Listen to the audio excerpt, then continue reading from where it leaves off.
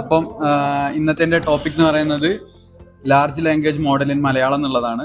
അപ്പം ആ ടോപ്പിക്കിലേക്ക് കടക്കുന്നതിന് തൊട്ട് മുമ്പായി തന്നെ ജസ്റ്റ് LLM എന്താണെന്ന് പറയാം. LLM എന്ന് പറഞ്ഞു കഴിഞ്ഞു കഴിഞ്ഞാൽ ലാർജ് ലാംഗ്വേജ് മോഡലാണ്. അതൊരു AI സിസ്റ്റമാണ്. വലിയ ടെക്സ്റ്റ് ഡാറ്റാസ് ഒക്കെ പഠിച്ചിട്ട് മനുഷ്യരെ പോലെ തന്നെ ലാംഗ്വേജ് എഴുതാനും മനസ്സിലാക്കാനും ട്രാൻസ്ലേറ്റ് ചെയ്യാനൊക്കെ കഴിയും. അതിനുള്ള എക്സാമ്പിളാണ് നമ്മുടെ ChatGPT, ജെമിനി, പിന്നെ ക്ലൗഡ് എല്ലാം. അതൊക്കെ LLMs ആണ്. പിന്നെ നമുക്ക് ഇനി വൈ മലയാളം ഇൻ LLMs നോക്കിക്കഴിഞ്ഞു കഴിഞ്ഞാൽ മലയാളം ഒരു മോർഫോളജിക്കൽ റിച്ച് ലാംഗ്വേജ് ആണ്. അപ്പം അതിൽ വലിയ വേർഡ് ഫോംസ് ഒക്കെ ഉണ്ട്. അപ്പം ഇംഗ്ലീഷിനെ പോലെ തന്നെ ഇതിൽ വലിയ ഡാറ്റാ സെറ്റ് ഒന്നും ഇല്ല. അപ്പം കുറച്ച് ഡിഫിക്കൽട്ടാണ് ഇത്. പക്ഷെ LLM യൂസ് ചെയ്ത് കഴിഞ്ഞാൽ നമുക്ക് കുറെ അഡ്വാൻറ്റേജസ് ഉണ്ട്. അതൊന്നാണ് ഫസ്റ്റിലത്താണ് ട്രാൻസ്ലേഷൻസ് ഒക്കെ വരുന്നത്. നമ്മൾ ഇംഗ്ലീഷ് ടു മലയാളം ട്രാൻസ്ലേഷൻ കാര്യങ്ങളൊക്കെ അതിൻ്റെ അണ്ടറിൽ വരുന്നതാണ്.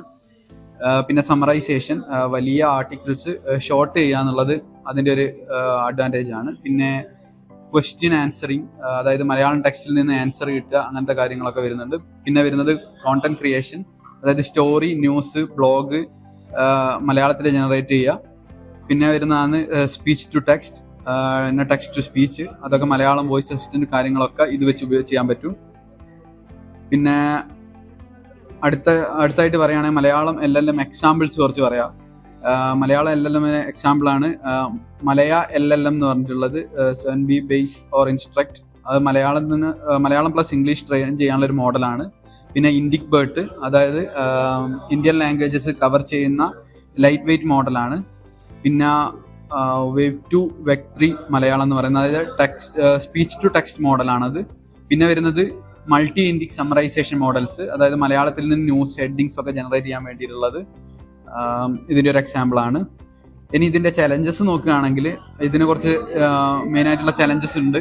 അതിലൊന്നാണ് ഡാറ്റ കുറവാണ്. അതായത് ഇംഗ്ലീഷിനെ പോലുള്ള വൈഡ് ഡാറ്റ ഒന്നും ഉണ്ടാവില്ല. ഇംഗ്ലീഷായിട്ട് കമ്പയർ ചെയ്ത് നോക്കുമ്പോൾ മലയാളത്തിലെ ഡാറ്റാസ് വളരെ കുറവാണ്. പിന്നെ വരുന്നത് ഡയലക്ട്സ് ആണ്. അതായത് നമ്മളിപ്പം തിരുവനന്തപുരത്ത് സംസാരിക്കുന്ന, കൊച്ചിയിൽ സംസാരിക്കുന്ന ലാംഗ്വേജ് ആയിരിക്കില്ല മലബാറിൽ വരുന്നത്. ഇപ്പം മലബാർ തന്നെ നോക്കുകയാണെങ്കിൽ അതിൽ തന്നെ വേറെ വേറെ ശൈലികളാക്കി സംസാരത്തിനുണ്ടാകുക. അപ്പം അതൊരു ബുദ്ധിമുട്ടുള്ള കാര്യമാണ്.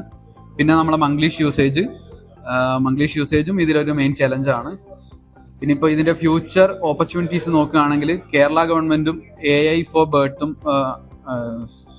ഇതിൻ്റെ ഫ്യൂച്ചർ ഓപ്പർച്യൂണിറ്റീസ് നോക്കുകയാണെങ്കിൽ കേരള ഗവൺമെൻറ്റും AI ഫോർ ഭാരതും പോലുള്ള ഓർഗനൈസേഷൻസും മലയാളം ഡാറ്റാ സെറ്റ് ബിൽഡ് ചെയ്യുന്നുണ്ട്.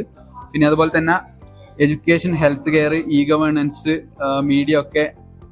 മീഡിയയിലൊക്കെ നേറ്റീവ് മലയാളം LLMs നല്ലപോലെ ഇമ്പാക്റ്റ് ഉണ്ടാക്കാൻ കഴിയും. അപ്പോൾ അതാണ് ഇതിൻ്റെ ഒരു ഫ്യൂച്ചറായിട്ട് പറയാൻ കഴിയുന്നത്. പിന്നെ സിമ്പിളായിട്ട് പറഞ്ഞു കഴിഞ്ഞാൽ LLMs മലയാളത്തിൽ അപ്ലൈ ചെയ്യുന്ന സമയത്ത് ട്രാൻസ്ലേറ്റ് ചെയ്യാനും സമ്മറൈസ് ചെയ്യാനും ക്വസ്റ്റ്യൻസിന് ആൻസർ ചെയ്യാനും കോണ്ടന്റ് ജനറേറ്റ് ചെയ്യാനും ഒക്കെ എളുപ്പമായിട്ട് സാധിക്കും. പക്ഷേ ഡാറ്റ വലുതായിട്ട് ഉണ്ടായാൽ മാത്രമേ നമുക്ക് നല്ല ആക്യുറസി കിട്ടും. മലയാളത്തിൽ ഡാറ്റാസിൻ്റെ അഭാവമുണ്ട്. അപ്പോൾ അത് ഈ ആക്യുറസിനെ ബാധിക്കാൻ സാധ്യതയാണ്.